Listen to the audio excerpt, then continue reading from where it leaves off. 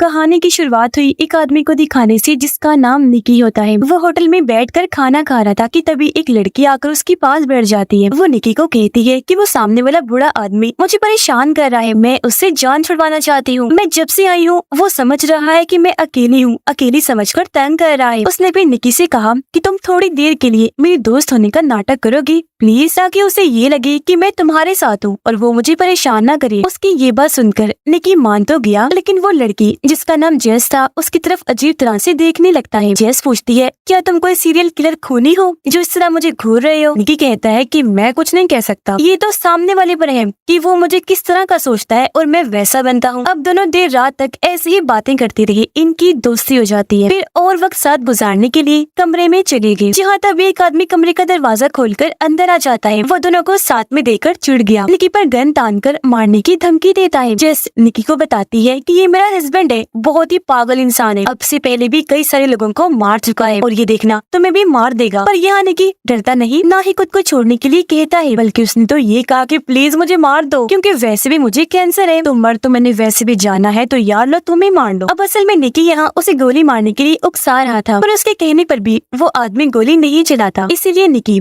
उठ खड़ा हुआ। तब यहाँ जेस अपना मुँह खोलती है, उस आदमी को कहने लगी, अरे बेवकूफ इंसान, इसे कोई कैंसर वैंसर नहीं है, बल्कि वो हमारा प्लान समझ चुका है। असल में निकी को बातों में फंसाना और उसे यहाँ कमरे तक लेकर आना सब जेस और उसकी इस साथी की चाल थी, क्योंकि वो इस तरह ही लोगों को डरा कर अपनी बातों में फंसाकर लूटा करती थी। मगर इस बार उसका ये प्लान फेल हो गया, क्योंकि इस बार उनका सामना अपने से भी बड़े लुटेरे से हो गया, जो इनकी चाल समझ चुका था। जी हाँ, निकी भी काफी बड़ा माहिर लुटेरा था और वो अब चुपचाप वहाँ से निकल जाता है। होटल के कमरे से निकलकर जेस जब जा रही थी तो निकी भी उसके साथ साथ चलने लगता है। वो उसे शराब पीने के लिए ऑफर करता है, क्योंकि जेस भी उससे काफी मुतासिर हुई थी, इसलिए वो उसकी ऑफर मान लेती है। ये दोनों बार में आकर शराब पीने लगे, जहाँ जेस उससे चोरी करने की स्किल्स महारतों के बारे में पूछने लगती है। जेस उसे बताता है कि चोरी लूट मार के इस खेल में सबसे जरूरी चीज है फोकस, यानी किसी काम को करने में हमारी सारी तवज्जो उस तरफ होनी चाहिए। असल में इंसान एक वक्त में कई सारे काम नहीं कर सकता, क्योंकि इस तरह काम खराब ही होते हैं। एक चीज पर फोकस और दूसरों का फोकस अपनी तरफ करना बहुत जरूरी होता है। ये सब बताने के बाद वो जेस के साथ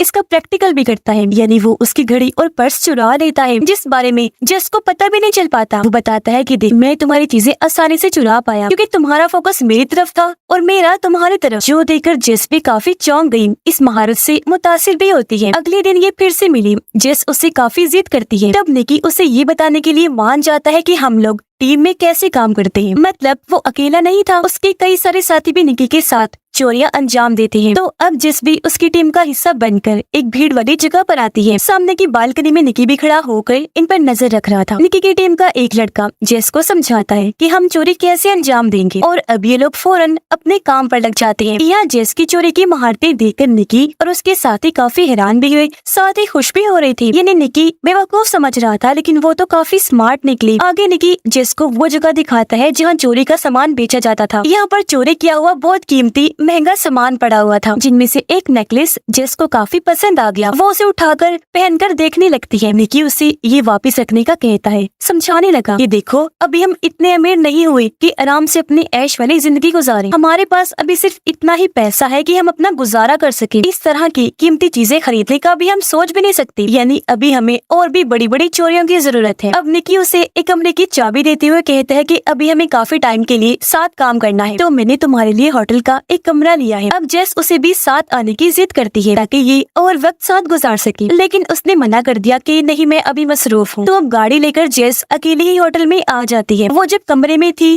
तभी निकी के बारे में ही सोच रही थी। ऐसा लग रहा था जैसे वो उसे पसंद करने लगी हो। और तभी दरवाजे की बेल बजी। जेस ने जब दरवाजा खोला तो वहाँ और कोई नहीं बल्कि निकी था, यानी वो भी खुद को रोक नहीं पाया और ये दोनों साथ वक्त गुजारने लगते हैं। अब अगले दिन जेस एक आदमी से बात कर रही थी जो निकी का दोस्त ही था, उसके साथ काफी वक्त से काम कर रहा था। दोनों बातें कर ही रही थी कि तभी निकी के दोस्त को दौरा पड़ने लगा। वो दर्द से चिल्लाने लगता है। दरअसल ये सभी निकी और उसके साथियों का ही प्लान था। उसकी हालत देखकर लोग घबरा गए और अब जैसे सबका फोकस उसकी तरफ हुआ, ये लोग अपना प्लान अंजाम देने लगते हैं। सब लोगों की कीमती चीजें चुराने लगे। कुछ ही देर बाद निकी एक एम्बुलेंस लेकर वहाँ आ गया। वो अपनी दोस्त और जेस को गाड़ी में बिठा कर वहाँ से निकल जाता है। रात को निकी और उसके सारे साथी चोरी करके पार्टी कर रहे थे। सब बहुत खुश थे। निकी उन्हें बताता है कि इस बार हमने अपना बहुत बड़ा टारगेट हासिल किया है, $1.2 मिलियन का। उसका एक साथी निकी को सारे पैसे देते हुए कहता है कि इन पैसों को संभालने की जिम्मेदारी तुम्हारी है और हाँ, जुएबाजी से दूर रहना। अगले दिन निकी और जेस एक मैच देखने के लिए स्टेडियम में आते हैं। अब जब एक लड़की अपनी सीट से उठकर वहाँ से जाने लगी तो जेस निकी से ये शर्त लगाती है कि इस लड़की को जाते हुए तकरीबन 8 लोग देखेंगे। निकी कहता है कि नहीं, 8 नहीं,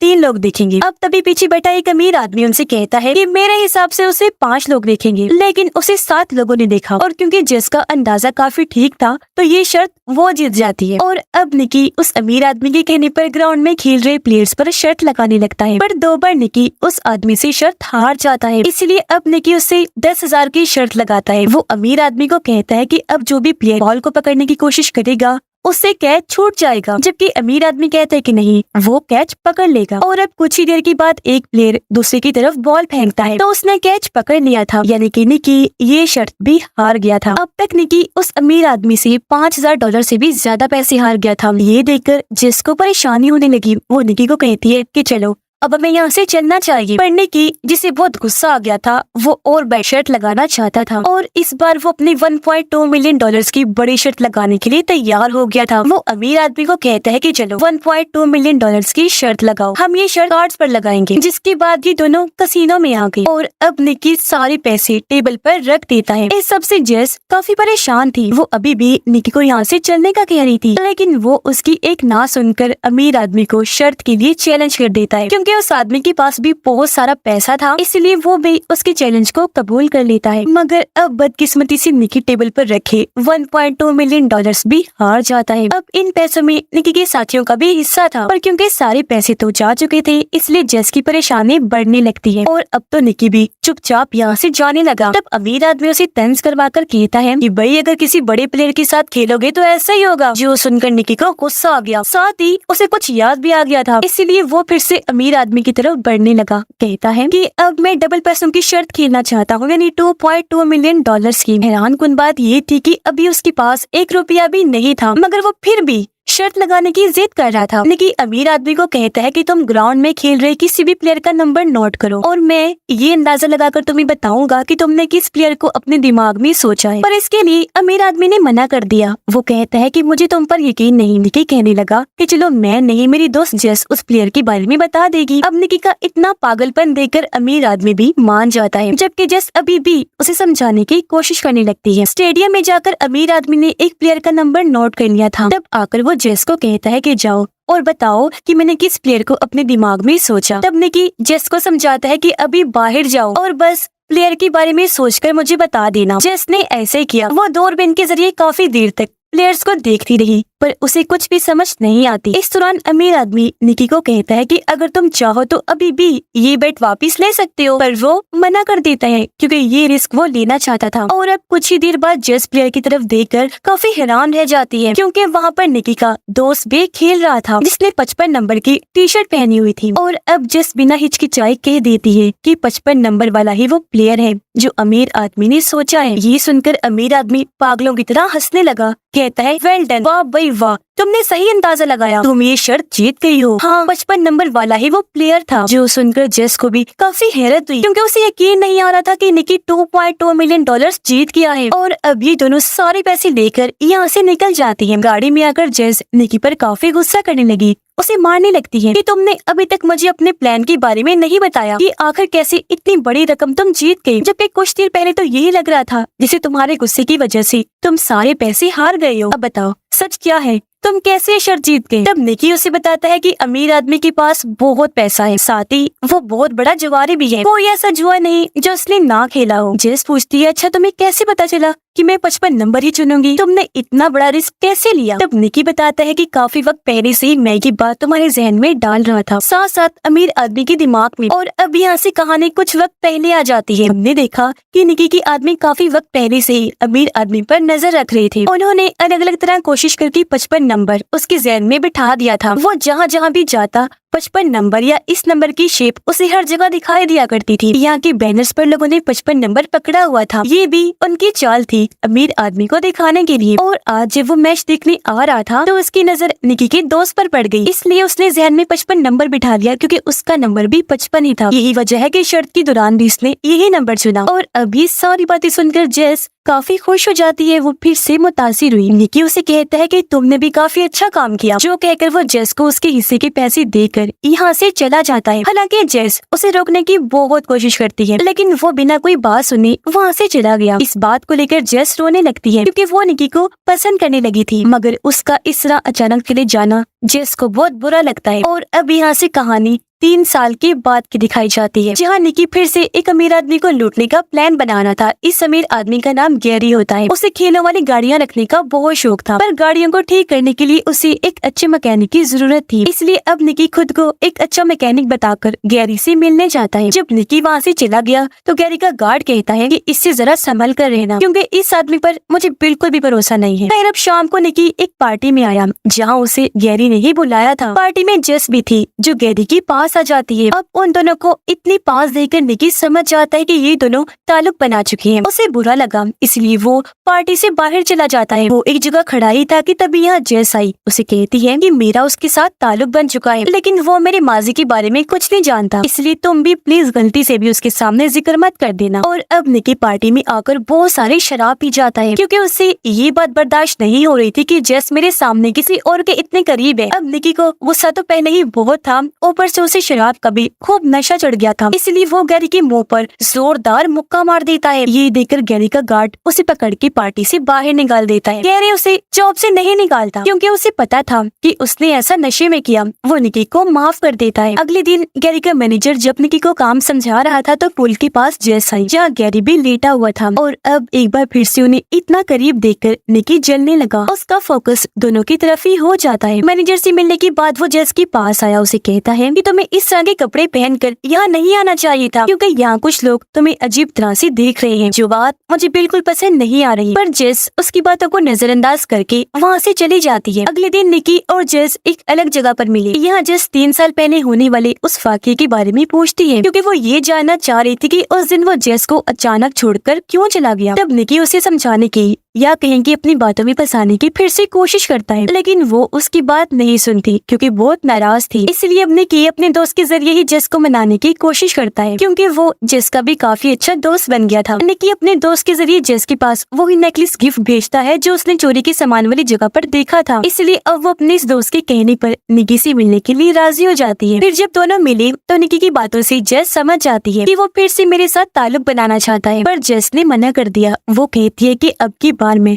तुम पर भरोसा नहीं कर सकती। इतना कहकर वो यहाँ से निकल जाती है। अब उदास होकर निकी जब होटल में वापस आया तो जेस उसके दरवाजे पर पहले से ही बैठी हुई थी। सच तो ये था कि वो आज भी उसे पसंद करती थी, इसीलिए खुद को यहाँ आने से वो रोक नहीं पाई। और अब ये दोनों कमरे में आकर फिर से एक साथ वक्त गुजारने लगते हैं। अब अगली सुबह बगैर बताए गैरी का गार्ड निकी से मिलने आ जाता है। वो दरवाजा खटखटाता है तो निकी फौरन जाकर दरवाजा खोल देता है। अब गार्ड को उस पर शक हो रहा था। उसे एहसास हुआ जैसे निकी के साथ कमरे में और कोई भी मौजूद है, इसीलिए वो कमरे में आकर हर तरफ तलाशी लेने लगा, पर यहाँ उसे कोई भी नहीं मिलता क्योंकि जेस गार्ड से बचने के लिए साथ वाली बालकनी में जाकर छुप गई थी। अगले दिन गैरी का मैनेजर काम के बदले उसे ढेर सारे पैसे देता है। अब यहाँ हम निकी को अपने लैपटॉप में कुछ ट्रांसफर करते हुए देखते हैं, जो असल में गैरी की खुफिया डिजाइन थे। और अब इन डिजाइन को चोरी करने के बाद निकी गैरी के क्लाइंट्स को ही कम पैसों में वो बेच देता है, जिसके बाद निकी वो सारे पैसे लेकर जेस के साथ यहाँ से चले जाने का प्लान बनाता है। और अब जब ये दोनों गाड़ी में बैठकर यहाँ से निकल रहे थे तो तभी गैरी का एक आदमी भी अपनी गाड़ी से इनका पीछा करने लगता है। वो अपनी गाड़ी को जोर से इनकी गाड़ी में लाकर मार देता है, जिससे दोनों बेहोश हो गए। अब जब दोनों को होश आई तो वो खुद को कुर्सी से बंधा हुआ देखते हैं। उनके सामने गैरी था। असल में गैरी को पहले ही पता चल चुका था कि निकी यहाँ मुझे लूटने के इरादे से आया है, इसीलिए काफी पहले से उसने अपने आदमियों को निकी के पीछे लगा दिया था, जो दिन रात उस पर नजर रख रहे थे। पर यहाँ गैरी को ये समझ नहीं आती कि इतनी सख्त सिक्योरिटी होने के बाद भी निकी ने पासवर्ड का पता कैसे लगवा छुपा लिया। उसने जब इस बारे में पूछा तो निकी जवाब देता है कि जब मैंने तुम्हें जेस के इतने करीब देखा तो मैंने भी उसके करीब जाने का फैसला किया। मैंने जेस को वो नेकलेस जो गिफ्ट भिजवाया था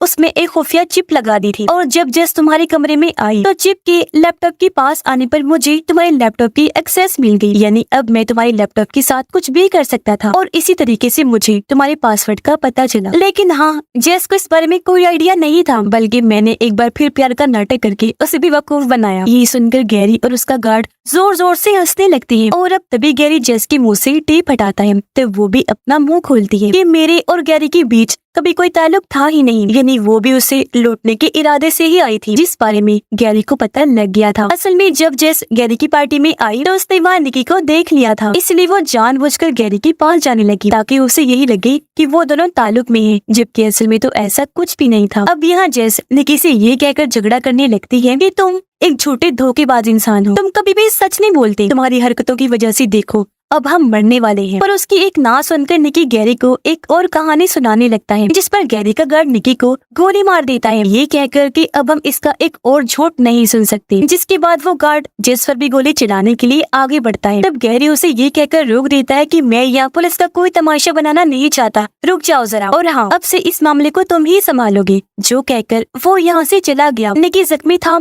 इसलिए उसकी सांसें रुकने लगती हैं। तब गार्ड जल्दी से आगे आया, एक पंप से उसकी गोली निकाल कर कहता है कि गोली दिल पर नहीं लगी, तुम बच भी जाओगे, जल्दी ठीक भी हो जाओगे। जिसके बाद यहाँ जेस को भी पता चल गया कि गैरी का ये गार्ड और कोई नहीं बल्कि निकी के डैड हैं, जो अब निकी की गोली निकाल चुके थे। वो फिर जेस की मदद से सारे पैसे लेते हैं और जख्मी निकी को लेकर हॉस्पिटल की तरफ चल दिए। ये गाड़ी में थी जहाँ जेस को बातों ही बातों में पता चल गया था कि निकी ने गैरी को लूटने की प्लानिंग 3 साल पहले ही बना ली थी, तो तब से उसकी डैड गैरी के लिए गार्ड का काम कर रहे थे ताकि वो अपना भरोसा बना सके। अपने डैड की मदद से उसने गैरी की पासवर्ड का पता लगवाया था, यानी उस टाइम निकी ने झूठ बोला था कि मैंने ये काम जेस के जरिए किया। निकी के कहने पर ही उसके डैड ने गोली चलाई, क्योंकि अगर वो ऐसा ना करती तो गुस्से में गैरी ही दोनों को शूट करके मार देता। और अब जल्दी ये लोग हॉस्पिटल पहुंच जाते हैं। उसके डैड और जेस उसे अंदर ले जाने लगे। अब निक के किए की सजा उसे मिल भी चुकी थी और क्योंकि जेस भी उसके जैसी ही थी इसलिए माफ कर उसे अपना लेती है और अब भी दोनों ऐसे ही अपनी महारतों से चोरियां करते रहेंगे और अपनी जिंदगी काफी अच्छे से गुजारेंगे। यानी अब इनका सिर्फ गुजारा ही नहीं होगा बल्कि ये आराम से ऐश वाली जिंदगी जी सकते हैं, जो दोनों का ही सपना था। और इसी के साथ ही इस फिल्म की कहानी भी यहीं पर खत्म हो जाती है।